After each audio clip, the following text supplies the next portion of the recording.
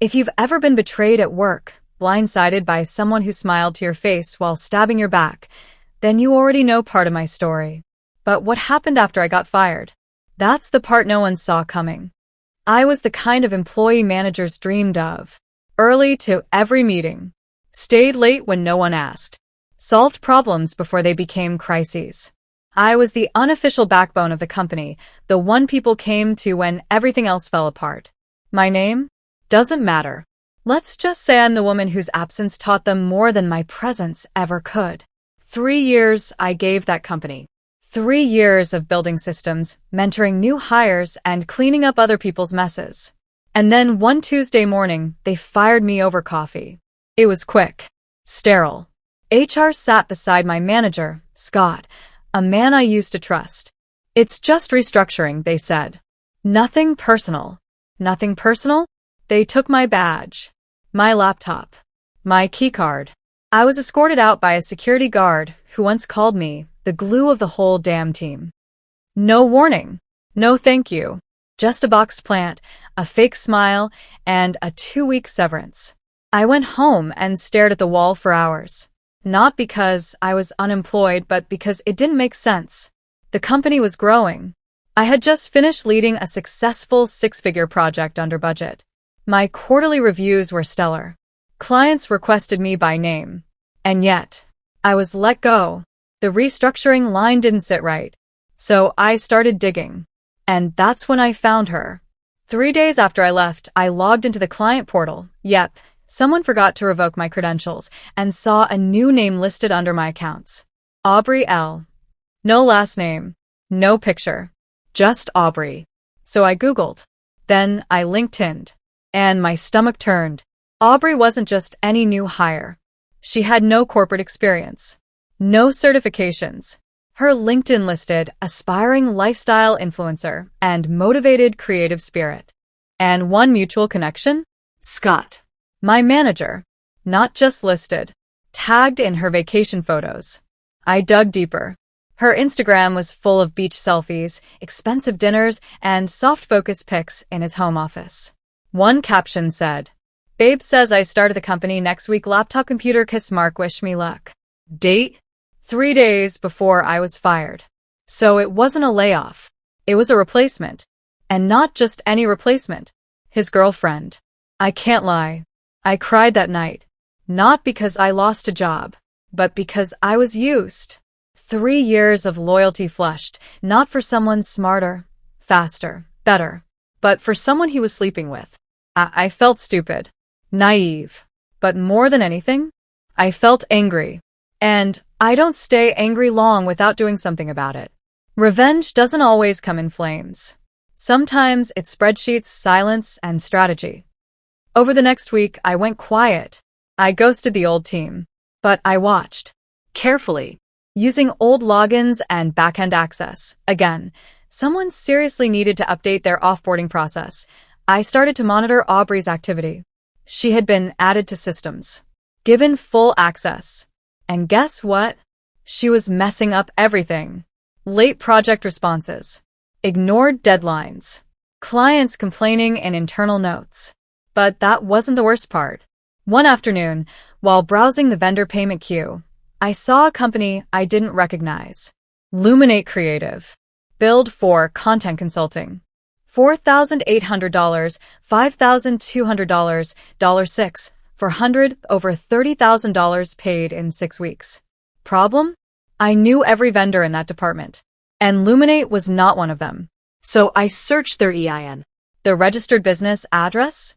A residential condo in Aubrey's name. My jaw dropped. She had created a fake agency, billed the company, approved the payments herself. And guess who signed off on the invoices? Scott. I screenshotted everything.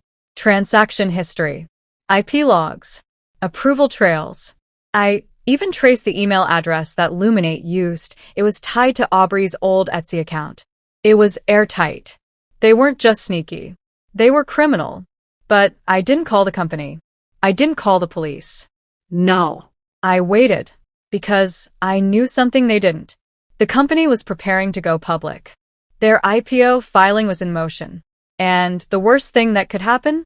A whistleblower leak right before investor review. So I compiled everything into a clean, professional dossier. Evidence folder. Timeline of fraud. Financial implications.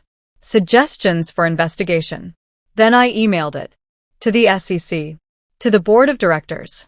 To an investigative journalist who had previously covered corporate fraud. And finally, to the company's anonymous ethics hotline. Subject line. Urgent. Financial misconduct by executive and unauthorized vendor payments. Then, I waited. 1 day. 2. By day 3, the headlines broke. IPO delayed as whistleblower exposes internal fraud at major tech firm. Exclusive. Executive allegedly hired girlfriend. Approved fake vendor payments. SEC investigates company following $30,000 embezzlement leak. Scott? Fired. Aubrey? Under investigation. The company? Lost millions in postponed investor trust. And me? I got an email. From their biggest competitor. Subject line. Saw what you did. Let's talk. They took my job. I took their credibility. Fair trade. The truth doesn't knock. It breaks in. And when it does, the people who built their lives on lies. They scramble. Fast, loud, and sloppy. The morning after the story broke, my phone vibrated off the nightstand. I wasn't surprised. I was surprised by who was calling. Unknown number. 6:12 a.m. I let it ring. Then it rang again. And again. I finally answered on the 4th attempt. Hello. A voice, calm but clipped, came through. Miss Taylor? This is Malcolm Reed, CEO of Echelon Strategies. Ah. The man at the top. I sat up, spine straightening like a soldier. Good morning, I said, even though there was nothing good about it for him. He cleared his throat. I imagine you've seen the headlines. I have. I'd like to speak with you. Privately. Discreetly. Now, that was interesting. The man who once didn't have time to attend performance reviews was now calling me personally. I agreed to a video call later that afternoon. Strictly off record, according to him. And that's when the chessboard really flipped. Before the call, I prepped. I reviewed my evidence folder again. Sorted backups. Made sure every link, email, and receipt had multiple redundancies. Because I knew exactly what men like Malcolm Reed did when cornered. They negotiated, then denied. At 4 p.m. sharp, I logged in. He appeared in a crisp, button-down shirt, no tie. Slick gray hair. Polished but tired. Thank you for meeting, he said. I didn't smile. You asked to speak. I'm listening. He cut straight to it. What happened with Scott and the contractor, Aubrey, was an egregious breach. I want to be clear. The company does not tolerate this kind of misconduct. I raised an eyebrow. But you hired them both. You signed off on Scott's promotion. Approved Aubrey's onboarding, didn't you? He flinched. HR was manipulated. I was misinformed. Sure. Let's pretend a CEO just misses $30,000 in payouts to a fake vendor with the same name as the new girl's dog. I didn't interrupt. Just watched him sweat under corporate polish. Then came the part one expected. We'd like to offer a settlement, in gratitude, and also to prevent unnecessary reputation damage. He wanted me silent. Polished hush money, wrapped in a thank you bow. What kind of number are you thinking? I asked flatly. He leaned forward. We're prepared to offer $75,000 and a signed letter of commendation. It would acknowledge your contribution to uncovering the issue. No admission of fault required on your part. Cute. But here's what he didn't know. The journalist I tipped off had already scheduled a follow-up piece for that weekend. A deep dive. With my audio interviews. $75,000? That was a rounding error in this war. I appreciate the gesture, I said. But I'm not interested in hush money. He shifted uncomfortably. It's not hush money. It is. And I don't need it. What I want is transparency. A full internal audit. Public acknowledgement of what happened.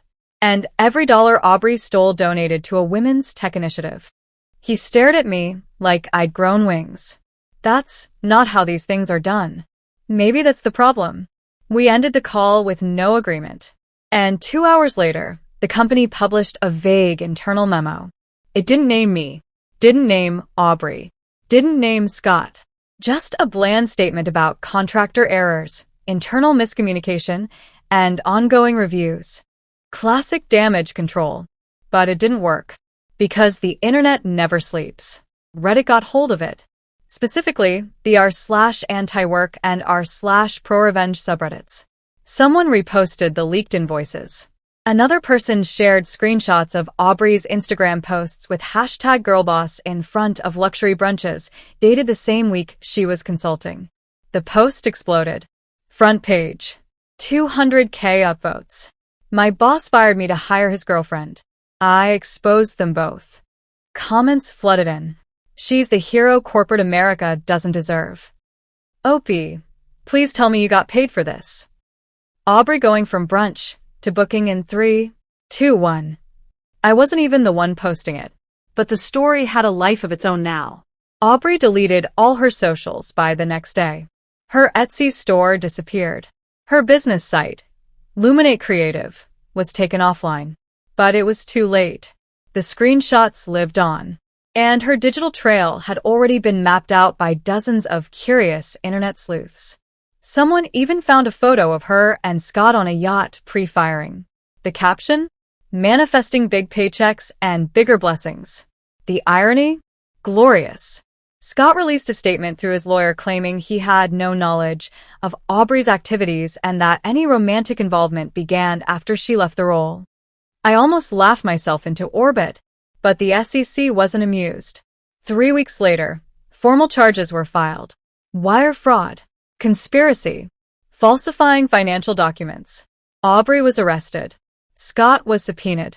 And while I never wanted to see either of them again, watching them squirm in the court of public opinion, therapeutic. Meanwhile, I got another email. This time from Trask and Levin, a competing firm I'd once interviewed with before joining Echelon. Saw the headlines. We'd like to speak. Not about the scandal. About a job. Not just any job. Director of Risk and Operations. Double my previous salary. Relocation bonus. Full control over building out an ethics team. I read the offer twice. Then called Maya. Girl, she said. You burned down their house and got hired as the architect of a better one. Asterisk, some people lose their jobs and spiral. I lost mine and discovered exactly how much power I had. And once I knew, I never let anyone hold it over me again. Asterisk. It's funny, the same people who didn't believe in you will beg for your help when their world's on fire. The only question is, will you bring water or gasoline? Starting at Trask and Levin felt like stepping into the version of corporate life I always knew I deserved. No fake smiles. No office politics disguised as performance reviews. No one calling me aggressive for speaking directly. They brought me in because I saw everything they were blind to, and now I had the budget, team, and title to make change happen. Director of Risk and Operations. My job? Build an internal watchdog system so airtight no Aubrey type could ever slip through again. They let me handpick my analysts. I brought in Maya, my ride or die, as my second in command. I wrote my own job description. Literally. For the first time, I didn't feel like a replaceable piece of someone else's machine. I was the damn engine. The day I moved into my office, I got a delivery. No card. Just a sleek white box. Inside, a bottle of champagne. And a handwritten note. For the woman who set a new standard. I raised an eyebrow. Who was A? Not Aubrey, obviously. I turned the card over. Nothing else. Just a subtle, embossed logo. The Echelon board. I knew immediately what this was. A test. A feeler. A probe. They wanted me to know they were watching, and probably regretting letting me walk out with nothing but a potted fern and their dirty little secrets. So I smiled.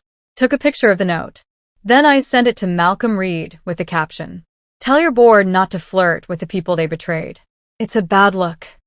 Read receipts on. No reply. But the next week, I got a formal email from Echelon's new interim CEO. We'd like to offer you a consulting position to help rebuild our ethics department. On your terms. Now here's where the old me might have hesitated, taken it as validation. Proof that they finally saw me. But I wasn't that girl anymore. So I wrote back. Thanks for the offer. But I don't build empires on the ruins of cowards. Good luck. T. And just like that, I turned down 6 figures. Why? Because freedom feels better than forgiveness ever could. But Echelon wasn't the only one watching. The story of what happened, my whistleblower arc as the internet called it, was now lecture material in 2 universities. One TikTok creator made a 6-part breakdown titled, How to Drag Your Corporate Ex into Hell and Leave with a Promotion. Over 3.2 million views.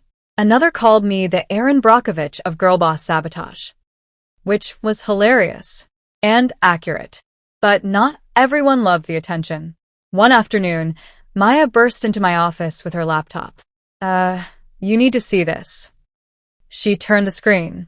Reddit thread. r/corporate espionage. Title.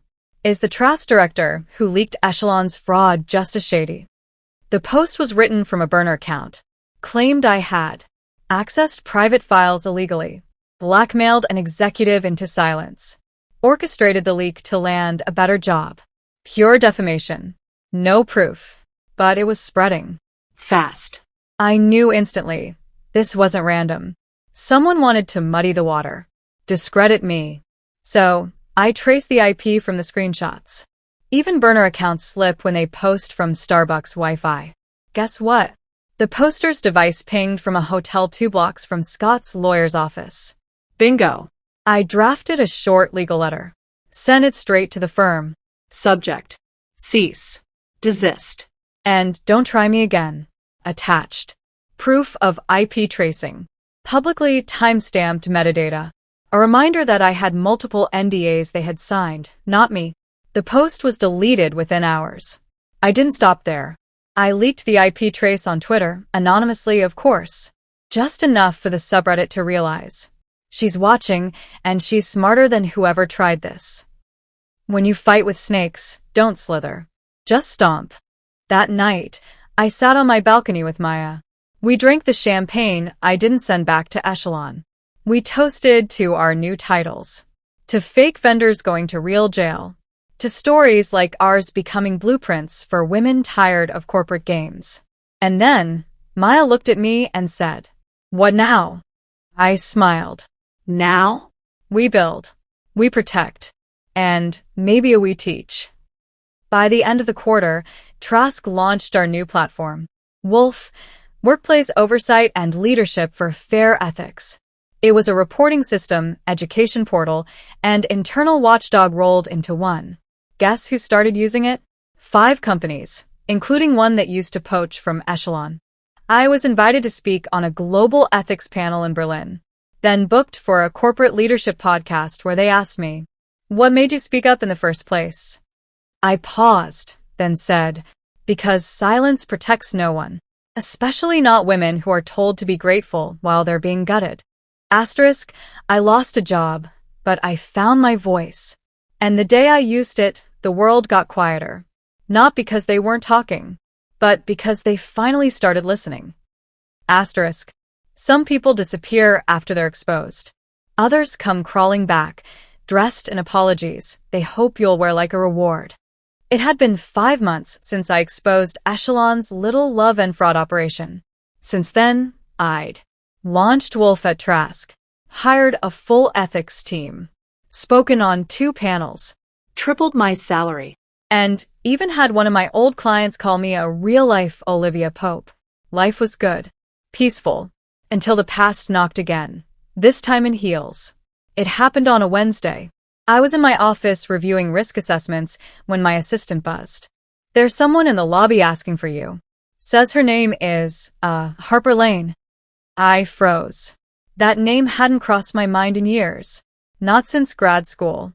Not since she ditched our capstone project, blamed it on family stress, and still ended up interning at Echelon because her uncle was on the board.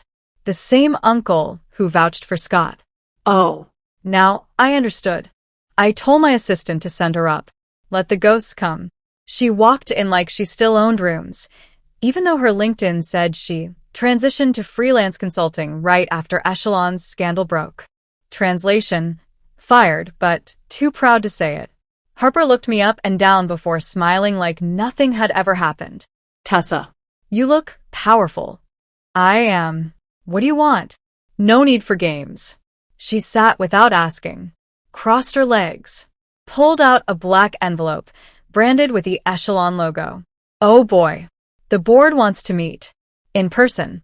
Privately. I laughed. Loud enough to make her flinch. Let me guess. The IPO is still stalled. Investors are skeptical. Clients are leaving. And the SEC hasn't closed the investigation. Her silence was all the confirmation I needed. I leaned forward.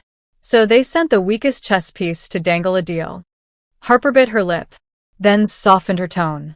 They're offering something serious, Tess. Full control of their ethics department. Rebranding authority.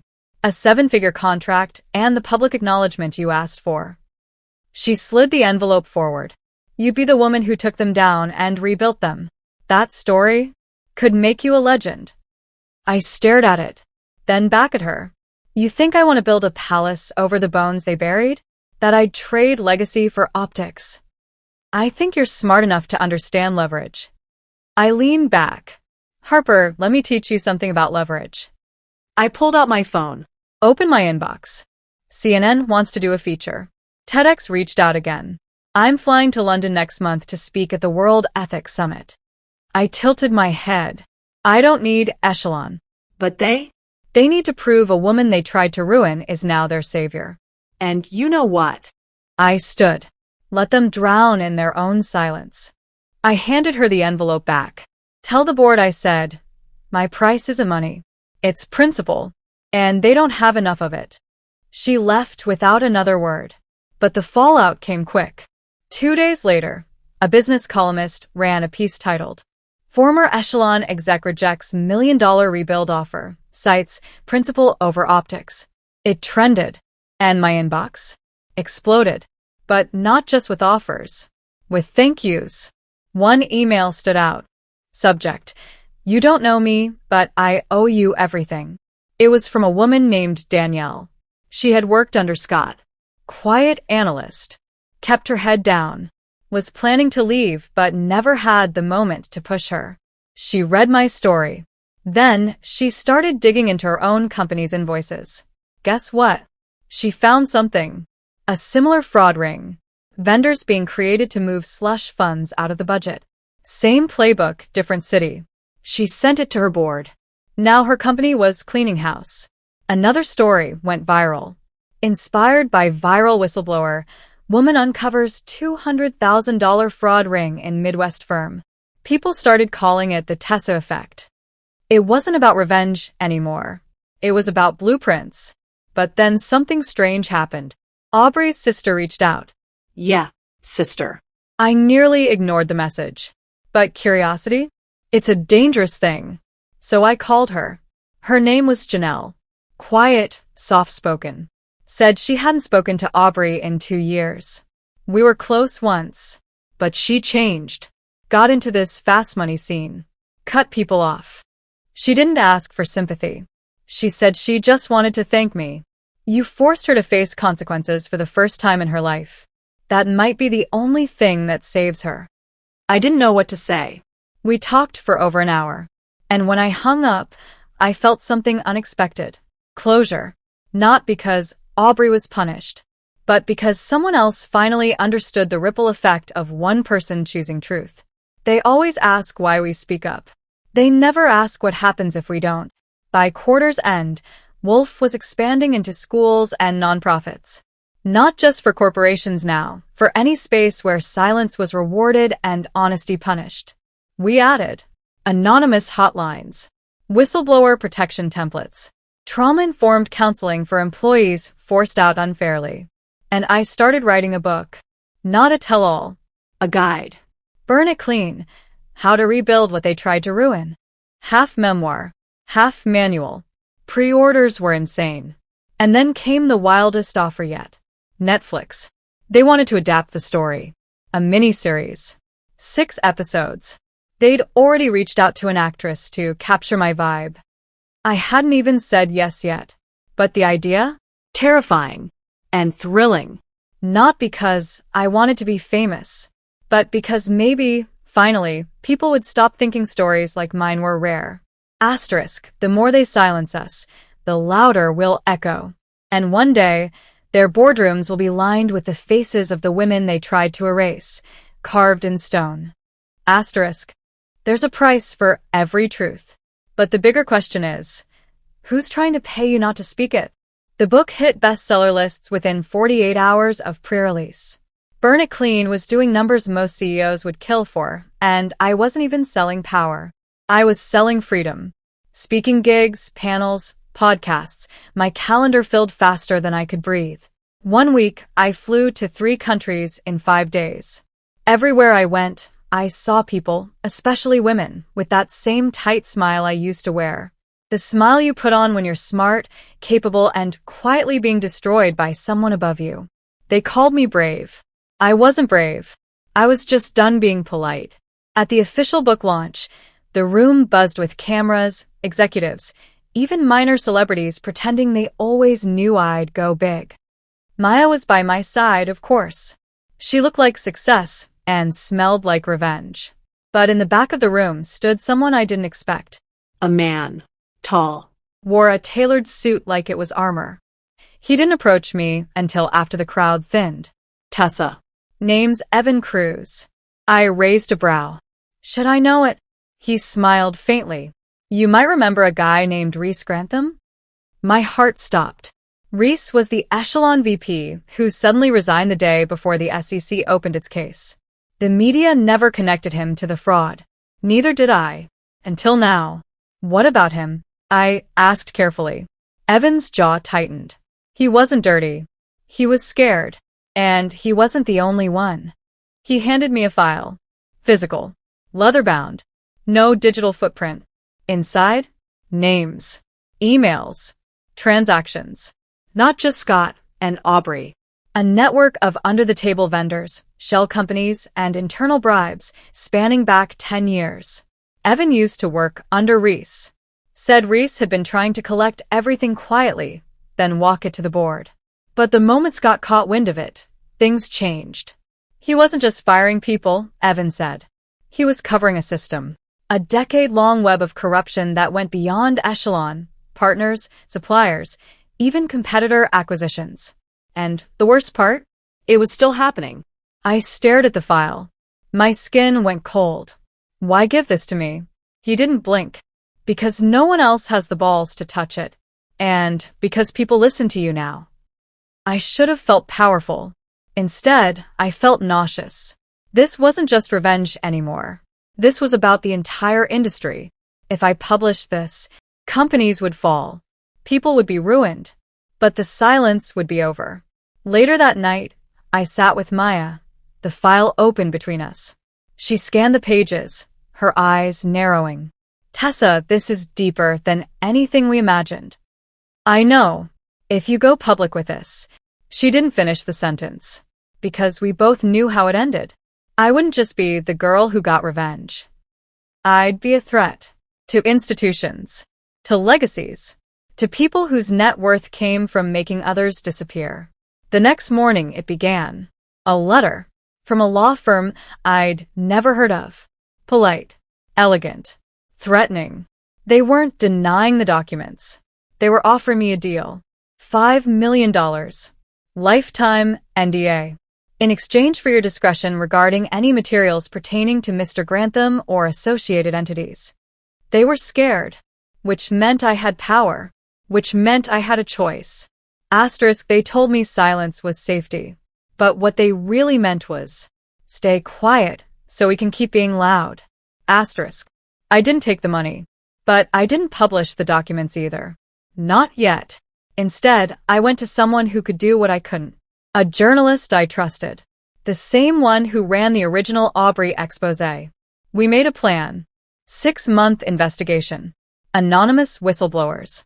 Cross-verified sources. Legal protections locked in. If they wanted war, I'd give them one. But this time, I wouldn't be the face of it. Meanwhile, Echelon made one final move. They released a statement. We thank Ms. Taylor for her past efforts in promoting ethical practices. As we continue our own internal audit, we look forward to a future of transparency and progress. Translation. Please don't say our name again. I didn't reply, but I did post one tweet. Asterisk, some companies call it a culture shift. Others call it cleaning house. I call it the moment they realize the silence clause doesn't apply when we're the ones writing the contracts now. Asterisk. Before I tell you how it all ends, the exposé, the threats, the final move that sealed everything, take a second to subscribe. If you believe that truth should be louder than power and karma doesn't just wait, it hits, then this is the channel for you. Let's finish this story together. The email came at midnight. Subject line. It's ready. Inside was a secure link. The exposé we'd been quietly building for 6 months had finally gone live. Titled simply, The Hidden Corruption Network Beneath Tech's Biggest Names. It was already trending before I clicked. Dozens of pages. Documents, voice clips, anonymous statements. Timeline after timeline of corruption, dating back a decade, all connected to the same players I had once filed reports for, smiled at in elevators, and called management. now, They were national headlines. The response was immediate. Within 24 hours, 3 tech companies announced internal audits. Hashtag Clean House trended globally. 2 former VPs quietly resigned. And Echelon? They went dark. No press release. No tweets. No denial, which said everything. But silence doesn't mean surrender. Because just 2 days later, the threat arrived. Not online. Not through lawyers. In person. I was leaving my office when I noticed the car. Black SUV. Tinted windows. Parked across from the exit. It had been there the day before. I only noticed it because the parking enforcement guy told me the license plate was from out of state. That night, as I walked out, it pulled up beside me. Window down. The man inside? Slicked back hair. Unsmiling. Maybe 50s. Ms. Taylor. A word. I didn't stop walking. Not a good time. It concerns your safety. Now that made me pause. He continued, there are individuals implicated in the leak who have resources. Influence. They may not go quietly. I turned slowly. Is that a warning? A reality. You're becoming a symbol. And symbols make people nervous. He handed me a card. Blank, except for a number. If things escalate, call. Then he drove off. just like that. No threats. No drama. Just implication. That night, I couldn't sleep. For the first time since this whole thing started, I asked myself, is this still about justice, or has it become about something else? Was I trying to change the system, or punish it? Was I healing or hunting? The next day, Maya burst into my office. She had seen the Exposé's latest update. Evan, the man who gave me the original file, had gone public. Voluntarily. He attached his name, his title, his story. A former insider turned whistleblower. And in his public statement, he wrote one line that hit me like a punch. I came forward because someone had to start the fire. But Tessa Taylor lit the match. That quote went viral. So viral that the next day, Congress called. Not a joke. A subcommittee on corporate ethics invited me to speak. Not as an activist, as an expert. I went, nervous but ready. I wore black. Maya sat behind me like a bodyguard in a pencil skirt. I told the story, not just of Echelon, but of every unnamed woman who had come to me in DMs, in emails, in person. The receptionist in Florida whose boss was skimming tips. The Nigerian coder fired for flagging stolen code. The Latina manager forced out because she made the men uncomfortable. And then I said, asterisk, this isn't about one company. It's about the silence clause we've all been forced to sign. Not just on paper, but in life. Be quiet. Don't rock the boat. Take the money and leave. But I didn't. And I'm not going to. Because if I burn out doing this, at least I'll know I did it with my voice, not their silence. Asterisk. The room was still. One congresswoman teared up. The committee chair nodded and said, Thank you for showing us what accountability looks like. 2 weeks later, my face was on the cover of a magazine I used to hide behind in waiting rooms. Caption: She burned it down and built something better. Wolf expanded into 11 countries. My book was translated into 5 languages. Netflix greenlit the series. And Echelon? They quietly sold off their remaining shares, closed their doors, and became a cautionary tale in B-school lectures. But that wasn't the end, because it never really ends. 2 months ago, I got a handwritten letter from a 19-year-old intern in London. She'd been pressured by her manager into massaging sales numbers. She refused, got fired. But then, she read my story, watched the series trailer, found her voice. She leaked it. Now, the company's under review. She's got job offers from 3 competitors.